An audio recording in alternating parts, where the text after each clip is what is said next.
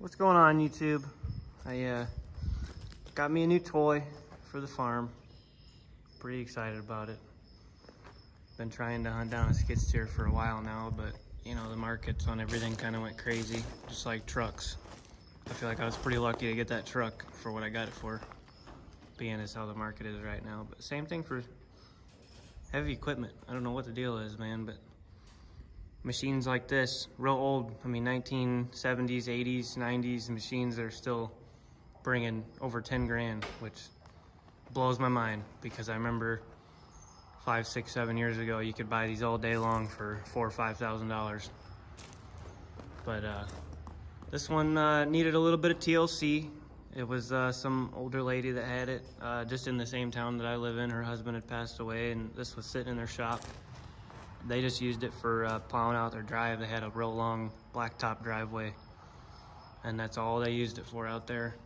So it came with these little tiny baby forks, and I also got a huge bucket for it that is like way too big for it almost. And then also came with a blade and some snow chains for the tires, which is pretty cool. It's got, the gentleman who owned it was some kind of an electrical engineer, so he rewired the whole machine. So he put these nice LED lights on the front, and it's got one here on the back. And he also had a brand new engine put in it. I don't know what engine was in it originally, but now it's got a 35 horse Briggs & Stratton. And I don't know if that's equivalent to what was in it or too big or what, but I know this thing scoots, man. It's almost a little scary how fast it goes. But had to throw a brand new battery in her. She was pretty dead when I got there. I need to get an air cleaner for it. There's no air cleaner. No big deal. I'm sure it was in the shop somewhere. I just couldn't find it. But she looks a little sad right now. I've got the tilt cylinder taken out. She had a pretty good leak. I got to put a seal kit in it, and then looks like somebody already tried to weld it up, but it's leaking pretty bad up here on the top. So I got to take that in the shop and try and heat that up and weld it back up. Not a big deal, but well, pretty nice machine, all things considered. I mean, paint, somebody's obviously repainted it probably in the past like 4 or 5 years or so. Got to get a new seat for it. Someone just threw a lawnmower seat in there. It's not even bolted down, it's just sitting there. But and then since it was sitting in a shop for a few months after the husband had passed away, the mice decided to get up in the dash there and build a nest and chew up almost every wire that was in there. So I had to do a little bit of rewiring, but not a big deal. Like I said, the guy was an electrical engineer, so he rewired the whole machine, so it's all done up, all fancy and pretty easy to follow everything. He did it real simple, so pretty nice. And then when I got it too, this was missing.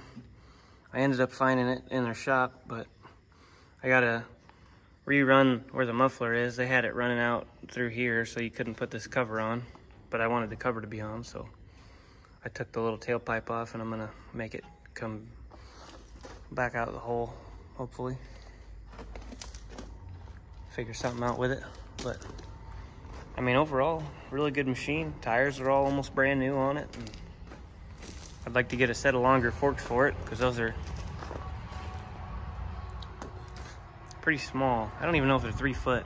They're really small. They gotta be like 30-inch forks. Didn't even know you could get forks that short. But anyway, I'm pretty excited about it. But it's for anybody who's wondering, it's a 630. Technically, this was when Bobcat and Clark were joined before they had separated, but you can still see some of the old decals.